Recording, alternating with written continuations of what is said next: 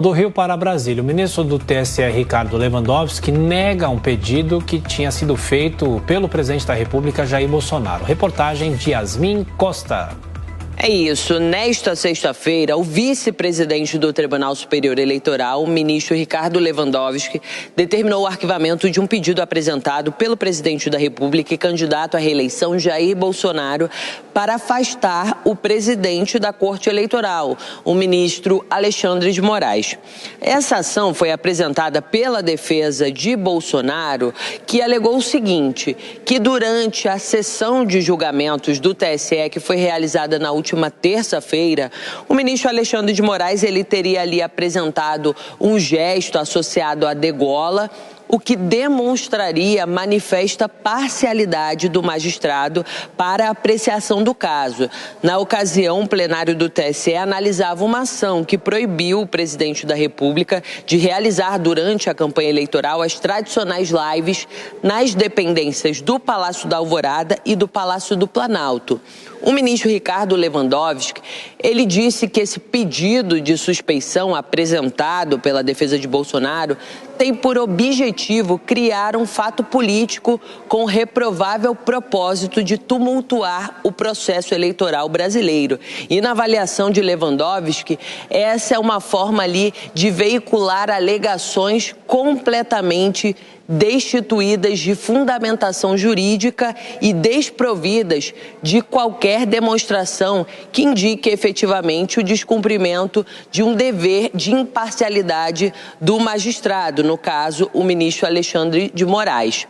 O ministro Ricardo Lewandowski, ele ainda destacou na decisão dele que o gesto de Alexandre de Moraes não tinha nenhuma relação com o julgamento e isso, segundo Lewandowski, foi inclusive muito noticiado pela mídia. Nos bastidores, a informação seria de que o ministro Alexandre de Moraes fez esse gesto de degola com o assessor como uma forma de brincadeira.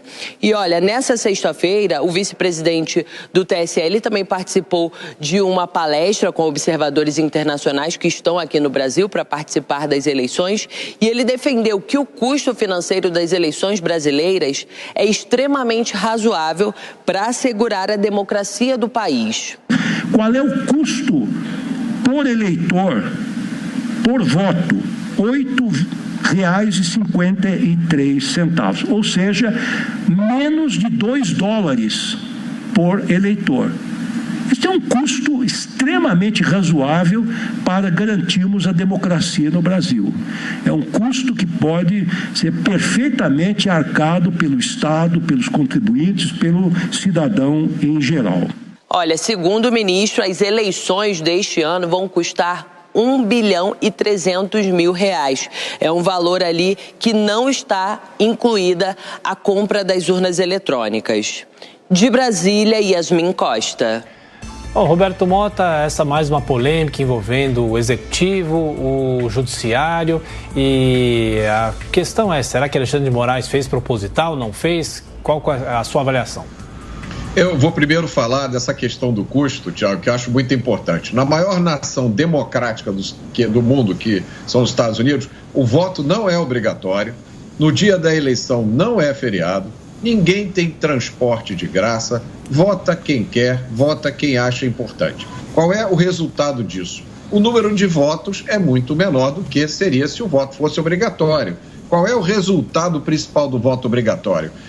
É uma votação enorme, a necessidade de ter um aparato gigantesco, muita burocracia envolvida e um custo alto. Eu me permito discordar do ministro. Eu acho esse custo altíssimo. Eu acho que o voto não deveria ser obrigatório, deveria votar quem quisesse. Essa burocracia poderia ser muito reduzida, acabar com essa confusão de regras que, no final, só serve para confundir o eleitor.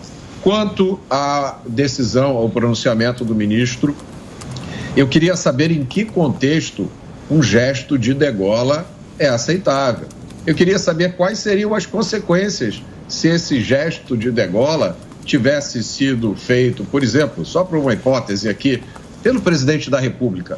Quantos processos já teriam sido abertos contra ele? Provavelmente já teria vários processos de impeachment até correndo contra ele, talvez até uma ordem de prisão já tivesse sido expedida. Infelizmente, não há nenhuma surpresa na decisão do ministro. O presidente Bolsonaro é um fenômeno político e eleitoral, foi uma grande surpresa nas eleições de 2018. Ele cresceu politicamente nos últimos anos, apesar da pandemia e da guerra. O Brasil esse ano vai crescer mais do que a China.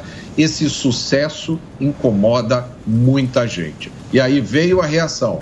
Essa reação veio de 3 formas. A primeira foi a criação de um inacreditável consórcio de mídia especializado em gerar notícias ruins contra o governo. Criaram o termo despiora. O segundo elemento dessa reação foi o consórcio de pesquisas, que passou aí 45 dias divulgando pesquisas que afrontam a realidade das ruas. Agora, o elemento mais complicado é o partido dos tribunais. Esse partido dos tribunais aplica a lei de uma forma seletiva. E quando isso não é suficiente, até cria novas leis que não existem. Isso é muito ruim para o Brasil. Marcelo Rocha Monteiro, e esse novo embate? O gesto de degola é o de menos, né? O mais importante e mais assustador foi a degola pelo ministro Alexandre de Moraes de jornalistas que apoiavam e apoiam o presidente Bolsonaro e faziam críticas ao Supremo. Uma degola feita através de um inquérito inconstitucional, de mandados de prisão efetiva, né? Tem jornalista foragido para não ser preso, né?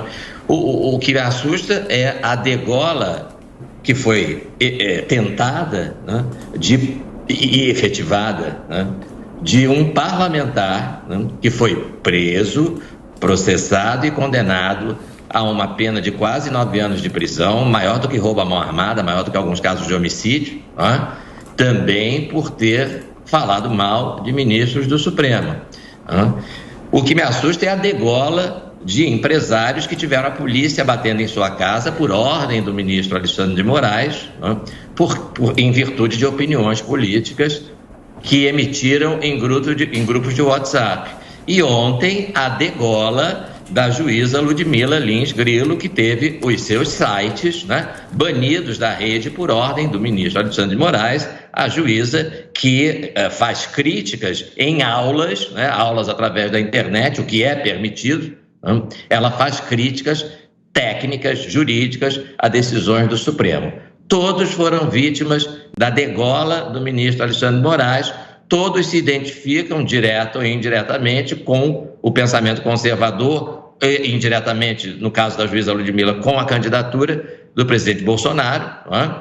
E sim, eu acho que o ministro Alexandre de Moraes não poderia estar à frente da Justiça Eleitoral.